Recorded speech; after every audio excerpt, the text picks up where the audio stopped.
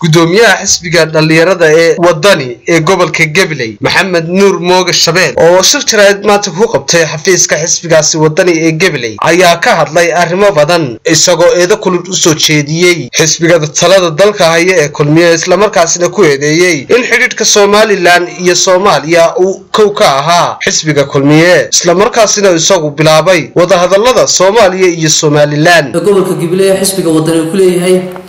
aniga gudoomiyaha gobolka Gabiley waxaan maanta jecelahay halkan inaan ka sheego waxyaabo fara badan wadanku xaaladaha uu ku jiro waxa kamid ah xaalad aad u adag oo xasaasi ah ayaa lagu jiraa Soomaalidu waxay ku mahmaadaan inaan aabaheed ku dayaan ma ooydo bay tiraahdaa Soomaalidu madaxdii ugu sareysay ee qaranka maamulayay maanta halka ay mar soo wada ogtihiin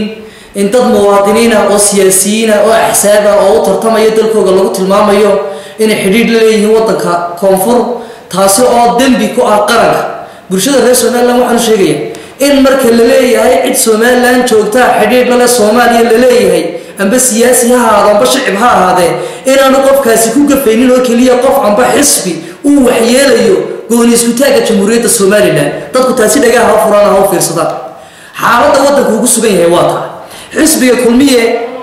waa xisbigii faraskii kaynaanka ku jiray xakamaha u gooyay ee inala xidhiidhiyay Soomaaliya hadii la doonayo cid la hadlo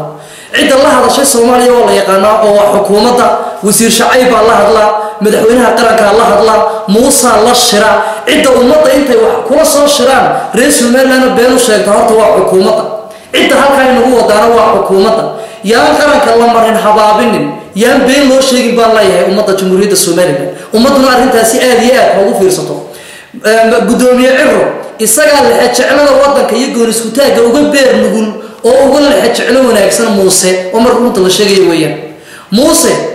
waa nin balaayo qaranka iyo danihiisa midna kama shaqeynayo wuxuu danaynayaa kursi si uu kursiga u helana qof la dilaa waxba lama aha wadan la baabiya waxba lama aha koonfur la inagu daraa waxba lama aha taasi qaranku ka dharagsan yahay Maxamed Nuur Mooga Shabeel waxa kale oo uu ka hadlay isla markaasina uu xisbiga talada dalka ay kulmiye ku eed in xubnaha uu xisbiga u soo magacaabay gobolka Gabiley ay yihiin shaqaale dawladeed Maxamed Nuur Mooga Shabeel gudoomiyaha dhalinyarada ee xisbiga wadani ee gobolka Gabiley oo arrimahaasi faahfaahin ka bixinaya ayaa yiri waxaan maanta halkan u fadhiyaa inaan sheego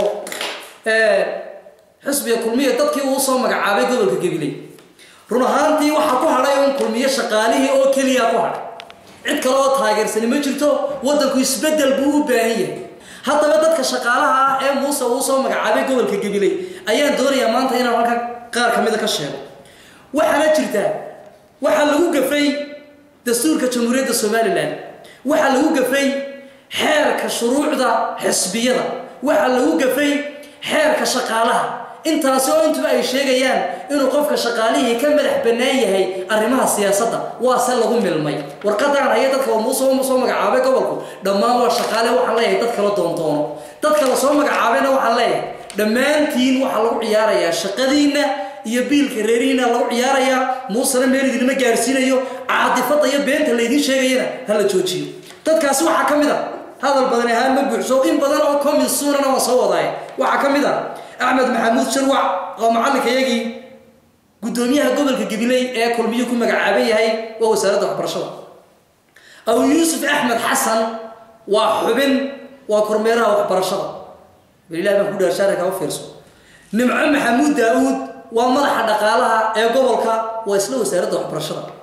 Sahra Cabdilaahi Shide waa xubin waa isla wasaaradda waxbarashada Arabsiyo Abdi Ali Cilmi waa madaxa abaabulka iyo wacyigelinta gobolka Gabiley ee kulmiye waa shaqaalaha dawladda hoose Muumin Daahir Kaahin gudoomiyaha garabka dhalinyarada ee gobolka Gabiley ahna dhigayga kulmiye waa wasaaradda ciyaaraha